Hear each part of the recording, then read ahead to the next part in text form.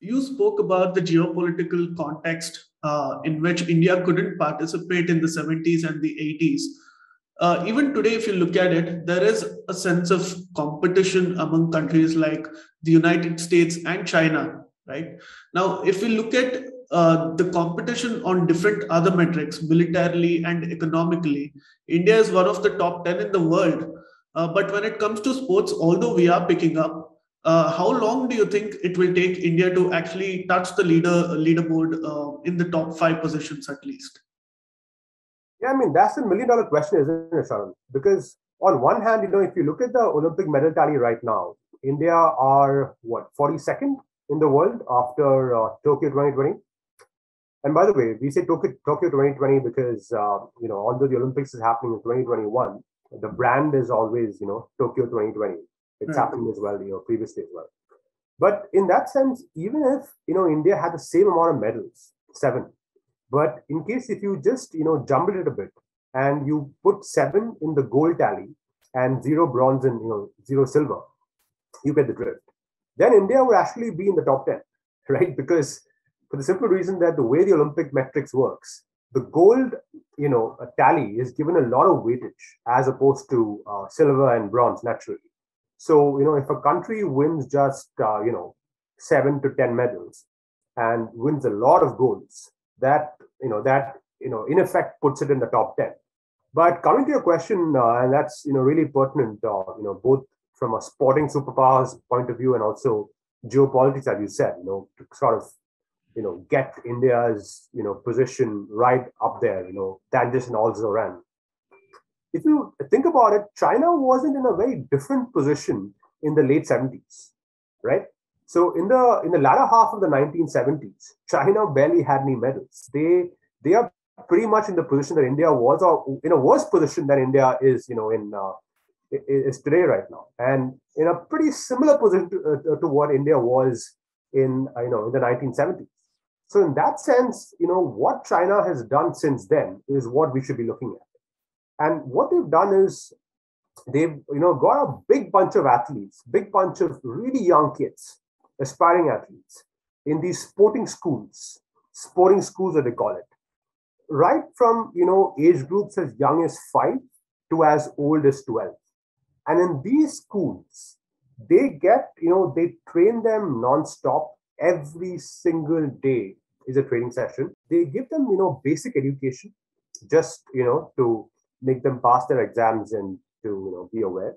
And otherwise, they are put into such a very, very systematic, disciplined regime Right. that these kids don't know anything else except to, train hard, learn from their coaches, learn whatever is being told to them, eat whatever is being given to them, and try to win medals for the country. That's their life. That's the only thing they know.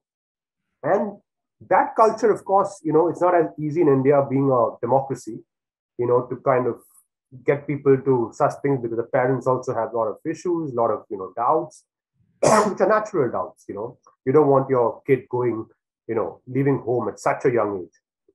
But these sort of things sort of gets a sports inculcated as a habit as from a very, very young age, which then makes them become champions because you're used to doing that right from a very, very, very young age. In that respect, in India, even now we start a bit late, but if we can get athletes, pick athletes, say from the age of 8 or ideally younger, from 8 onwards, and we can put them in these sports schools. Like there's this beautiful private institution called the IIS, Inspired Institute of Sport, which is run by JSW Sports in Bellary in Karnataka, where you're at right now. And that is a pretty similar institute where the campus is in the middle of nowhere, and these kids have nothing else to do except Right. train, eat the right stuff, and aspire to win medals for the country. So that sort of preparation is one aspect. The second, of course, is a lot more investment. I mean, this government, as I said, has done a very good job in terms of the stop scheme, identifying these high priority sports, which, by the way, is the same thing China did. China also identified something called the high priority sports, where they thought that they could win, like table tennis and, a lot of other, disciplines where they really felt that they could excel and they could, do really well. Now, of course, they've even won the Beijing Olympics. They won the 100-meter race. The 110-meter hurdle, sorry. They've also won in weightlifting, in judo, in gymnastics, in figure skating. Literally everything. China has been winning. So they've first they've started off with this high priority sports areas. Then they have once they've succeeded in that, they have moved across to other areas, and even in athletics they won. In that respect, India is doing the right thing. In terms of focusing on these high priority sports right now. But going forward, we will need definitely more investment, both from the, as a percentage of the budget in the government of India, and, from these sports federations separately. And of course, from, individual contributions from corporate houses, from individual donors, from private individuals, from trusts, like what, Reliance and JSW Sports have been doing. A phenomenal job. So we need as the Prime Minister often says, we need a public-private partnership here. And sports is, not very far behind it. Please remember to subscribe to us and switch on the notifications for this channel. For our other social media links, more content, and to support our work, please visit citti.net. Dhanyavad. Namaskar.